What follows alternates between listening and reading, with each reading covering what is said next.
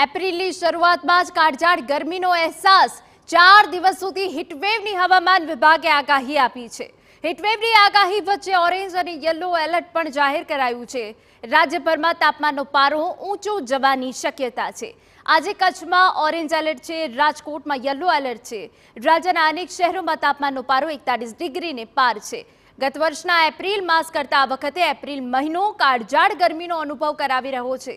ગત વર્ષની સરખામણીએ 7 દિવસ પહેલા જ તાપમાનનો પારો 41 ડિગ્રીને પાર પહોંચી ચૂક્યો છે।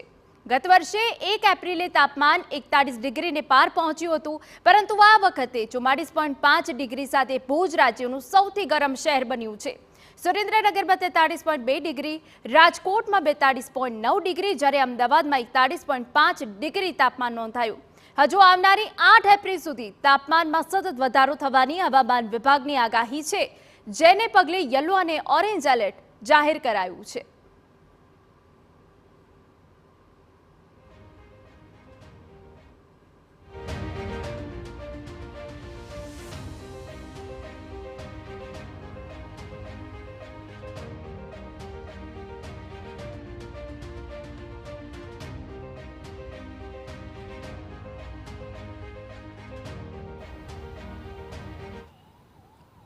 ગુજરાત હવામાન વિભાગ તરફથી જે રીતે આગાહી કરી છે કે આવનારા છેલ્લા કેટલાક દિવસની અંદર જે ગુજરાતના અલગ અલગ શહેરો અને અલગ અલગ વિસ્તારોની અંદર જે રીતે હીટવેવની જે સ્થિતિ છે તે જોવા મળશે, જેના કારણે લોકોએ સાવચેતી રાખવી જરૂરી રહેશે। કારણ કે હીટવેવના કારણે અનેક લોકોને જે બીમારીનો જે ભોગ છે તે બની શકે છે। કારણ કે અત્યારે દક્ષિણ ગુજરાતની વાત કરીએ, સુરત શહેરની વાત કરીએ તો સુરત શહેરની અંદર પણ જે રીતે હીટવેવની જે અસર છે તે જોવા મળી રહી છે।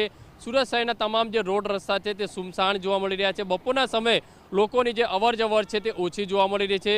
કારણ કે ગુજરાત હવામાન વિભાગ તરફથી જે રીતે આગાહી કરી છે કે આવનારા 6 થી 7 દિવસ સુધી જે હીટવેવની જે સ્થિતિ છે તે જોવા મળી રહી છે। અત્યારે સુરત શહેરના મોટા ભાગના જે રોડ રસ્તા છે તે બપોરના સમયે જે સુમસાન જોવા મળી રહ્યા છે, લોકોની અવરજવર છે તે ઓછી જોવા મળી રહી છે।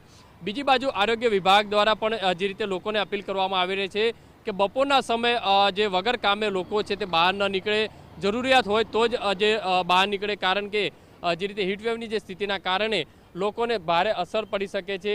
અત્યારે જે રીતે સુરત શહેરની અંદર બપોરના 1 થી 4 થી 5 વાગ્યાના અરસાની અંદર લોકો છે તે બહાર નીકળવાનું ટાળી રહ્યા છે અને ખાસ કરીને વધુને વધુ પ્રવાહી લે તે માટેનો આગ્રહ છે તે આરોગ્ય વિભાગ દ્વારા જે કહેવામાં આવી રહ્યું છે। કારણ કે જે ઉનાળાની જે સિઝન છે, ઉનાળાના અંદર જે વધુ ગરમી પડવાના કારણે શરીરની અંદર જે પાણીનો જે ઓછું થતું હોય છે, તે જે પાણી વધારે પીવા માટે જે આગ્રહ રાખવામાં આવતો હોય તે રીતે અપીલ કરવામાં આવી રહી છે। અત્યારે સુરત શહેરના તમામ જે રોડ રસ્તા છે તે સુમસાન જોવા મળી રહ્યા છે। એટલે કહી શકાય કે સુરતની અંદર અત્યારે 37 ડિગ્રી જેટલો જે તાપમાન છે અત્યારે નોંધાઈ રહ્યું છે। એટલે જેમ જેમ બપોરનો જે સમય વધતો જતો હોય છે તેમ તેમ જે તાપમાનનો જે પારો છે તે પણ વધતો જતો હોય છે।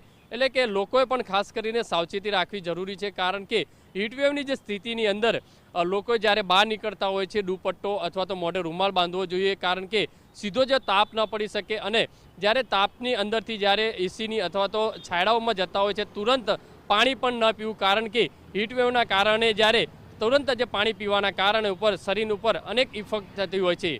કેમેરામેન સંજય ચંડલ સાથે બલદેવ સુથાર, TV9 સુરત।